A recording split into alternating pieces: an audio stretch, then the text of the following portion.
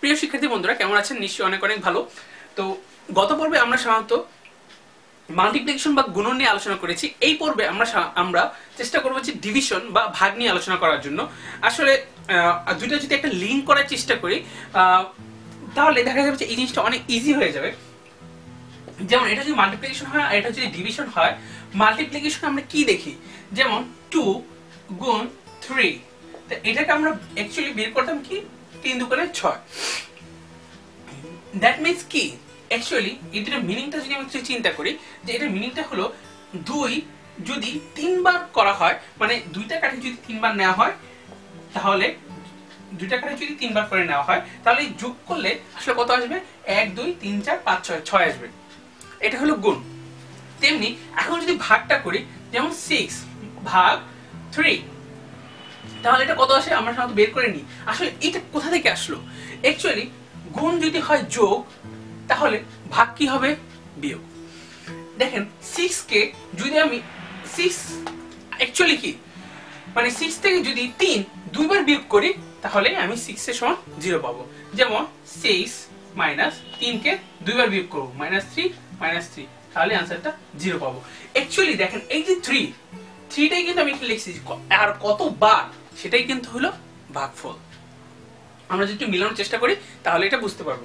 যেমন যদি এমন হয় যে 7 ভাগ 3, তাহলে এটা आंसरটা আসে 2 হলো আমাদের ভাগফল, আর ভাগশেষ হয় কত? 1। তাহলে এটা যদি আমরা লিখি ভাগ ফল, এটা হলো কত? ভাগ শেষ। অ্যাকচুয়ালি দেখেন যেমন এটা মানে কি, যদি 7 কে দুইবার 3 বিয়োগ করি, মানে 7 থেকে যদি আমি দুইবার 3 বাদ দিই, তাহলে যে आंसरটা পাবো সেই आंसरটা কত হবে? 1। এটাই হলো ভাগশেষ। তাহলে এখানে 0 হলো ভাগশেষ, এখানে 1 হলো ভাগশেষ। আর কোন ভাগশেষ যদি 0 হয় তাহলে সেই ভাগটাকে আমরা বলবো নিঃশেষে বিভাজ্য, মানে যে ভাগশেষটা এখানে আর কোনো ভাগশেষ নাই, নিঃশেষে বিভাজ্য হয়ে গেল। আশা করি আসলে ভাগশেষ জিনিসটা কি সেটা আমাদের ডিভিশন জিনিসটা কি সেটা আপনাদের ক্লিয়ার হয়ে গেছে। আসলে গুণন এবং ডিভিশন দুইটা কিন্তু সেম জিনিস, একটু ডিফারেন্ট। গুণন হয় অ্যাকচুয়ালি যোগ থেকে আসে, আর ডিভিশন বা ভাগ আসে বিয়োগ থেকে। এইভাবে করে শিখলে আসলে ম্যাথ জিনিসটাকে ফিল করা যায়। এখন আমরা যদি একটা ভাগের একটা নতুন একটা নিয়ম শিখে নিই, তাহলে আমাদের জন্য অনেকগুলো কাজ ইজি হয়ে যাবে। যেমন যদি এটা এরকম হয় যে 8/5, এইটাকে ভাগ করাটা আপনি বের করে একটু টাফ। আমরা সাধারণত কিভাবে বের করি, যে 5 8 5 একে 5 হাতে আছে 3 10 মিনিট দিলে 0 5 6 30, आंसर কিন্তু এটা 1.6। আচ্ছা, এখন যদি এটা একটু শর্টকাটে করা যায় তাহলে জিনিসটা অনেক ইজি হয়ে যায় না? আমরা যখন দেখব নিচে 5 আছে, অ্যাকচুয়ালি এটাকে আমরা চেষ্টা করব যে এই জিনিসটাকে 10 অথবা 100 ঘরে নেওয়ার জন্য। তাহলে 5 কে যদি আমি 10 বানাইতে যাই তাহলে আমাদের কত হবে? এটাকে 2 দ্বারা গুণ করতে হবে, তাহলে 5 দুগুণে 10। যদি এটা হয় তাহলে 8 কে কত দ্বারা গুণ করতে হবে? 2 দিয়ে। কত হয়? 16। তাহলে 16 কে 10 দ্বারা ডিভাইড করলে 1.6। এটা এভাবে কিন্তু অনেক ইজিলি বড় বড় সংখ্যাগুলো করা যায়। তো এরকম যদি হয় তাহলে আমরা আরেকটা করি, যেটা হলো যে আমরা যদি বলি 28/25, তাহলে আমরা কি করব? এটাকে 4 দ্বারা গুণ করব, তাহলে এটা 100 এ কনভার্ট হয়ে যায়। যদি 4 দ্বারা গুণ করি তাহলে এটাকে 4 দ্বারা গুণ করতে হবে, তাহলে কত হয়? 4টা 32 এর 2 হাতে আছে 3, 4 দুগুণে 8 9 10 11। তাহলে এটাকে আমরা যদি ডিভাইড করি তাহলে 1.12। অ্যাকচুয়ালি 0 যতগুলো তার আগে দশমিক বসিয়ে দিলে হয়ে যায়। আপনারা ওভাবেও করতে পারেন, এভাবেও করতে পারেন। এটা একটা শর্টকাট নিয়ম, যে এটা দিয়ে অনেক সহজে করা যায়।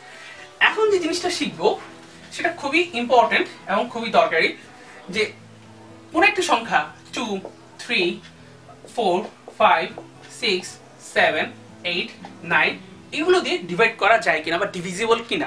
ডিভিজিবল বলতে কি বোঝায়? নিঃশেষে ভাগ। ডিভিজিবল বা নিঃশেষে বিভাজ্য।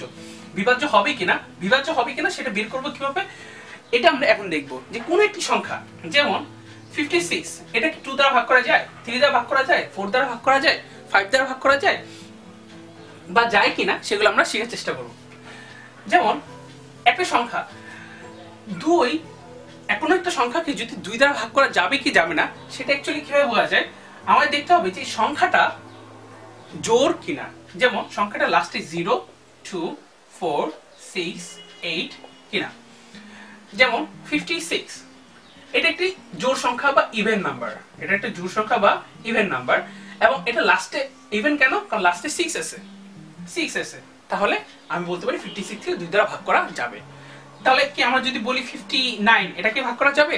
না, যাবে না, কারণ লাস্টে আছে 9, এটা কি একটা অড নাম্বার বা বিজোড় সংখ্যা, এটা অড বা বিজোড় সংখ্যা, তাহলে এটা যাবে না। তেমনি যদি আমি বলি 73, এটা যাবে না। যদি বলি 72, এটা যাবে, লাস্টে 2 আছে, মানে এটা জোড় সংখ্যা, মানে কোন একটি সংখ্যা যদি জোড় হয় তাহলে সেটাকে 2 দ্বারা ভাগ করা যাবে। এখন আমরা দেখব কোন একটি সংখ্যা 3 দ্বারা ভাগ করা যায় কিনা।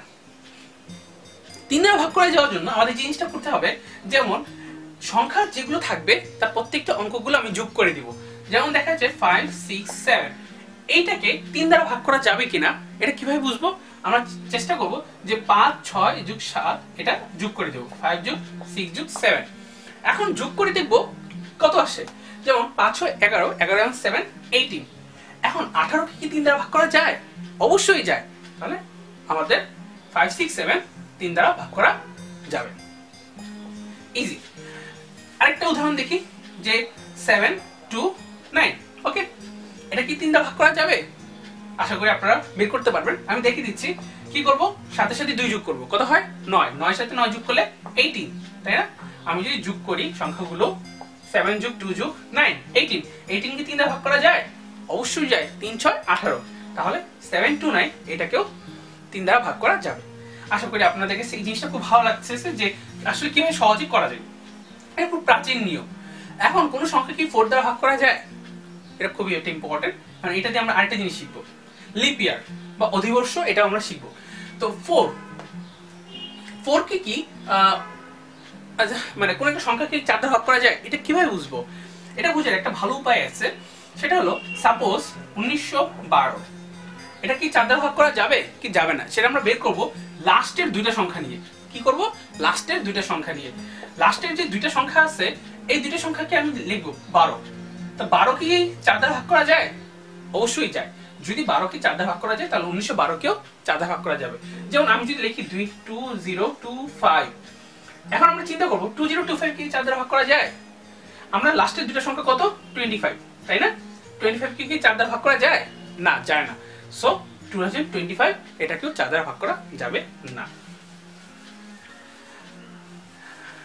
এরপরে আমরা 5 নিয়ে চিন্তা করি।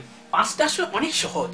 কিভাবে আমি দেখি কোন একটা সংখ্যা কি 5 দ্বারা ভাগ করা যাবে কিনা, এটা খুব ইজিলি ফাইন্ড আউট করা যায়। আমাকে দেখতে হবে ওই সংখ্যাটার শেষে 0 অথবা 5 আছে কিনা। সংখ্যা লাস্টে কি থাকবে? 0 অথবা 5। যেমন 75, এটা লাস্টে কি আছে? 5, সো এটাকে 5 দ্বারা ভাগ করা যাবে। যদি বলি 751, এটা লাস্টে আছে 1, সো এটা ভাগ করা যাবে না। লাস্টে কত হইতে হবে? 0। যদি এটা বলি 0, 7510, অবশ্যই এটা 5 দ্বারা ভাগ করা যাবে। খুবই সহজ। এখন হলো 6 নিয়ে। কোন একটা সংখ্যাকে 6 দ্বারা ভাগ করা যাবে, এটা কিভাবে বুঝবো? এটা আমি এভাবে বুঝবো যে একটা সংখ্যা 6 দ্বারা ভাগ করা যাবে কি যাবে না, সেটা কিভাবে বের হয়।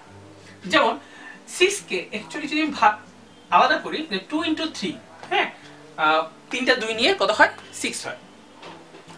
অ্যাকচুয়ালি কোন একটা সংখ্যা 6 দ্বারা ভাগ করা যাবে কিনা সেটা আমি বুঝবো যে সেটা জোড় কিনা অথবা সেটা 3 দ্বারা ভাগ করা যায় কিনা।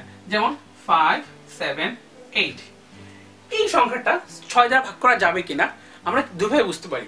আমরা আগে দেখবো এটা কি 2 দ্বারা ভাগ করা যায়। 2 দ্বারা অবশ্যই যাচ্ছে 2 দ্বারা ভাগ করা, কেন? দেখেন লাস্টে হলো জোড় সংখ্যা, সো এটা 2 দ্বারা ভাগ করা যায়। 3 দ্বারা ভাগ করা যায়? আমরা আগে শিখে আসছি কি করব? যোগ করে দেব। 5 আর 7 কত? 12, 12 আর 8 কত? 20, 20, তাই না? যোগ করলে 20 কি 3 দ্বারা ভাগ করা যায়? যায় না। সো 6 কে 3 দ্বারা ভাগ করা মানে সরি 5, 7, 8 কে 6 দ্বারা ভাগ করা যাবে না। যদি এটি এরকম হইতো, আমি এখানে একটু চেঞ্জ করে দিই, যদি এখানে 8 এর জায়গায় আমি 9 দিতাম তাহলে কি হইতো? তাহলে দেখা যাচ্ছে এটা 3 দ্বারা ভাগ করা যাচ্ছে বাট 2 দ্বারা ভাগ করা যাচ্ছে না। তো আমরা এভাবে সুন্দর মতো বের করে নিয়ে আসতে পারি যে কোন সংখ্যা 6 দ্বারা ভাগ করা যাবে কি না। এখন হলো 7। আচ্ছা, কোন সংখ্যা 7 দ্বারা ভাগ করা যাবে কিনা এটা খুব ইজিলি ফাইন্ড আউট করা যায়।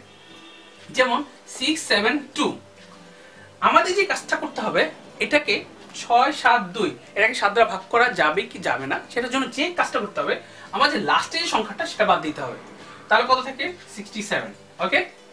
এখন লাস্টে যে সংখ্যাটা বাদ দিলাম সেটাকে ডাবল করব। লাস্টে এসে কত এখানে 2, এটাকে ডাবল করলে কত হয় 4। তাহলে 60, এখন আমরা কি করব, এটা মাইনাস করে দেব। যেমন 67 থেকে 4 বাদ দিলে হয় 63। এখন দেখা যায় 63 এটাকে 7 দ্বারা ভাগ করা যাচ্ছে। হ্যাঁ, 7 9 63। 63 কে যেহেতু 7 দ্বারা ভাগ করা যায়, সুতরাং 672 কেও 7 দ্বারা ভাগ করা যাবে। আচ্ছা, তো আমরা এটা প্র্যাকটিস করলে আরো এগুলো ক্লিয়ার হয়ে যাবে জিনিসগুলো। এগুলো হলো আপনারা যত প্র্যাকটিস করবেন তত দেখবেন আপনার কাছে ইজি মনে হবে। এখন কোন সংখ্যা 8 দ্বারা ভাগ করা যাবে কিনা এটা আরো সহজে বের করা যায়। এটা হলো 4 এর মতো, 8 এর সাথে 4 এর একটা মিল আছে। কিভাবে দেখি আমরা, যেমন 5 7 2 9। এখানে আমাদের যে কাজটা করতে হবে যে আমরা 4 এর ক্ষেত্রে কি দেখতাম যে লাস্টের দুইটা সংখ্যা যদি 4 দ্বারা ভাগ করা যায় তাহলে ওই পুরো সংখ্যাটা 4 দ্বারা ভাগ করা যাবে। আর 8 এর ক্ষেত্রে কি করব, লাস্টে 3টা সংখ্যা নিব। যদি লাস্টে 3টা সংখ্যা 8 দ্বারা ভাগ করা যায় তাহলে ওই পুরো সংখ্যাটাই 8 দ্বারা ভাগ করা যাবে। এখন 9 এর পালা। কোন একটি সংখ্যা 9 দ্বারা ভাগ করা যাবে কি যাবে না সেটা আমরা কিভাবে বের করব। 9 কে আমরা মিলানোর চেষ্টা করব 3 এর সাথে। 3 এর ক্ষেত্রে কি ছিল যে সংখ্যাগুলোর যোগফল, সংখ্যাগুলো প্রত্যেকটা সংখ্যা যদি আমি নিই, যেমন 5 6 7, এই তিনটা সংখ্যা যদি যোগ করে আমি যদি দেখতাম যে এটা 3 দ্বারা ভাগ করা যাচ্ছে যোগফলটা, তাহলে পুরো সংখ্যাটা 3 দ্বারা বিভাজ্য। যেমন 5 আর 6 কত 11, 11 আর 7 18। তো 18 কে 3 দ্বারা ভাগ করা যায়, সুতরাং 5 6 7 কে 3 দ্বারা ভাগ করা যাবে। এখন 9 এর সাথে মিল কোথায়, আমি দেখব যে সংখ্যাটা যোগফল আমি পেলাম সেটা 9 দ্বারা ভাগ করা যায় কিনা। দেখি 18 কেও কিন্তু 9 দ্বারা ভাগ করা যায়। যেহেতু 18 কে 9 দ্বারা ভাগ করলে आंसर আসে 2, মানে ভাগ করা যাচ্ছে। সো 5 6 7 এটাকে 9 দ্বারা ভাগ করা যাবে। 3 আর 9 পুরো সেম, সেটা কি আমি দেখব ওই সংখ্যাগুলোর যোগফল 3 এবং 9 দ্বারা ভাগ করা যায় কিনা। যদি যায় তাহলে সেটা 3 দ্বারা বিভাজ্য অথবা 9 দ্বারা বিভাজ্য।